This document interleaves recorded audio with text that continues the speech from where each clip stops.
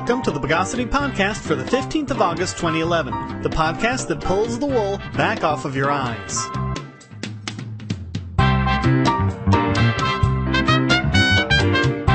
This is your host, Shane Killian. Let's rattle the cage of the news of the bogus.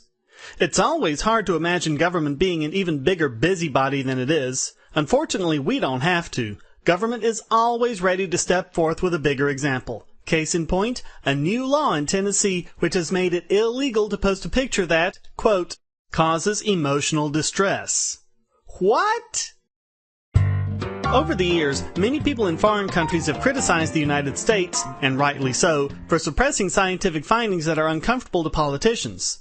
But what if those findings are in a different country? It seems that no one wants to talk about them. Just like no one except one article in the Vancouver Sun seems to be talking about the Canadian government silencing a scientist who may have discovered why salmon are disappearing off of Canada's west coast. The one thing proponents of government education have to do is try and distract people from the success of charter schools, which work by giving real choice to American families. And perhaps no charter school has come under more fire than the Harlem Success charter school in New York City. We're told that these schools have poor performance and that children would be better off in government schools. Not according to the New York State Assessment Program. As reported in the Wall Street Journal, Harlem Success consistently outperforms the New York City's government schools across the board. During the campaign, numerous Obama supporters, completely ignoring Obama's record in the Senate, campaigned on his behalf at anti-war rallies, saying he was our only hope for getting us out of war. This is the time where all of those people, each and every one of them, should hang their heads in shame at being so deceived. According to the website iCasualties.org, in the whole of the Afghan war during the Bush years, 2001 through 2008, 630 American soldiers were killed. In just the first 2.5 years of the Obama administration, that number is over 1,100. Amidst all the cacophony around the debt ceiling increase is something that's getting almost completely overlooked by the news media. It's something that has a far more negative effect on our economy and our society. At the same time our government is whining about losing their AAA rating due to their inability to cut spending, the Obama administration is greatly expanding that most horrendous and ineffectual of all government boondoggles, the war on drugs.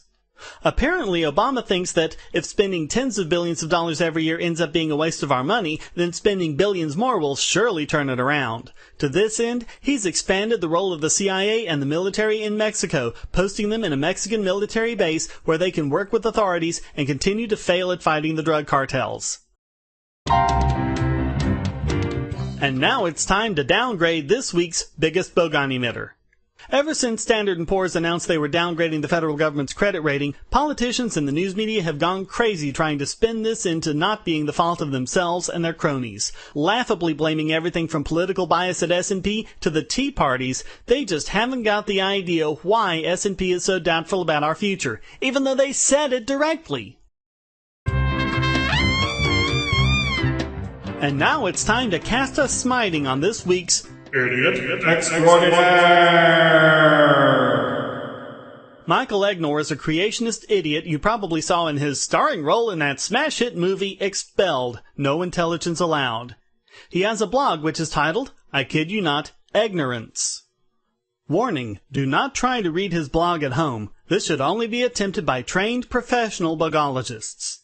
Case in point, his recent entry entitled Engineerism. In it, he asserts the following. There are several ways to understand reality: theology, philosophy, deductive logic, mathematics, science, engineering, humanities, emotion, etc. Each has its proper place.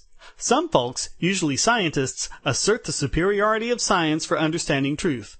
However, science can only investigate one aspect of truth, empirically demonstrable facts about nature.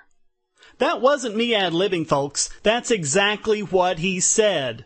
In essence, science is only good for investigating things that can actually be shown to be true or false.